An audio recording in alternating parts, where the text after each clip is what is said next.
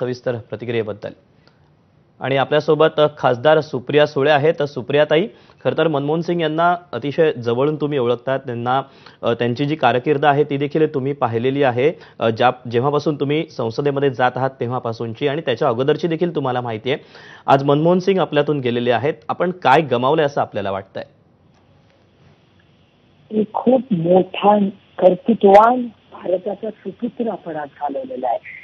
म्हणजे मला प्रचंड अस्वस्थ आणि दुःख होणारी घटना आहे, कारण का पवार सुळे आणि मनमोहन सिंग साहेबांच्या कुटुंबाचे आमचे अतिशय जवळचे संबंध, कौटुंबिक संबंध, म्हणजे मी अनेक वेळा पवार साहेबांना आणि मनमोहन सिंग साहेबांना चिडवायची की तुम्ही दोघं आठवड्यातून 6 वेळा भेटता, रोज भेटायचे ते 10 वर्ष सलग। म्हणजे आमच्या बरोबर त्या कुटुंबाबरोबर जेवढा वेळ नाही घालवला त्यांनी, तेवढा दोघं एकमेकाला भेटायचे।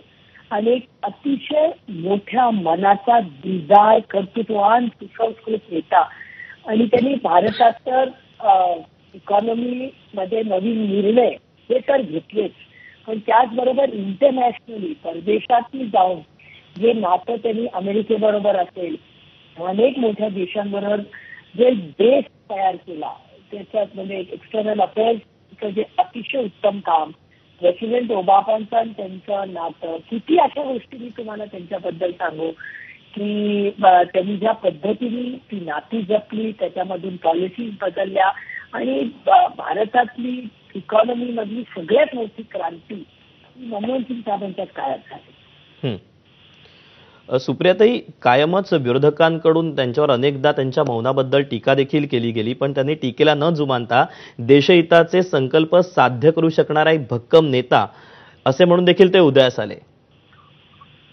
सायलेन्स हॅज ह्यूज पॉवर, म्हणजे गप्प बसण्याची खूप मोठी ताकद असते, आणि खरं जो कधी बोलतो त्याला जास्त ताकद असते, त्यामुळे त्यांना खूप मिस इंटरप्रेट झालं। पण मला नाही वाटत माझ्या मनात कधी त्यांच्याबद्दल टीकेचा तो विषय कधी मनात, एक अतिशय सुसंस्कृत नेता, ज्यांच्याबरोबर काम, म्हणजे खूप ज्युनियर होते मी पार्लमेंटमध्ये, पण ते पार्लमेंटला खूप यायचे, जवळपास रोजच यायचे पार्लमेंटमध्ये। त्यांची अतिशय मधुर भाषा, म्हणजे ते टीकाही करताना इतक्या गोड शब्दात करायचे, आणि ते प्राईम मिनिस्टर समोरून सुषमा स्वराजजी लीडर ऑफ ऑपोजिशन, आणि इतकं छान ते नातं होतं, त्याच्यात कधी कटुता नव्हती। म्हणजे इथून मनमोहन सिंगजी बोलायचे, मग समोरून सुषमाजी टीका करायच्या, आणि अतिशय सुसंस्कृतपणे सुषमाजी बोलायच्या, अरुणजी बोलायचे, ते दोघं लीडर ऑफ ऑपोजिशन होते, ते प्राईम मिनिस्टर होते, प्रणब मुखर्जी।